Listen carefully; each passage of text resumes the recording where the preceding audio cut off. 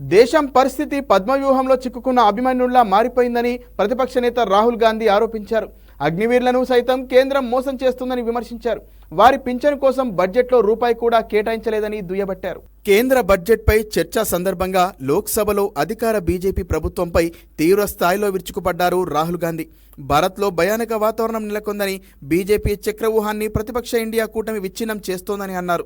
రాజకీయ వ్యాపార గుత్తాధిపత్యం లక్ష్యంగా బడ్జెట్ను రూపొందించారని ఆరోపించారు.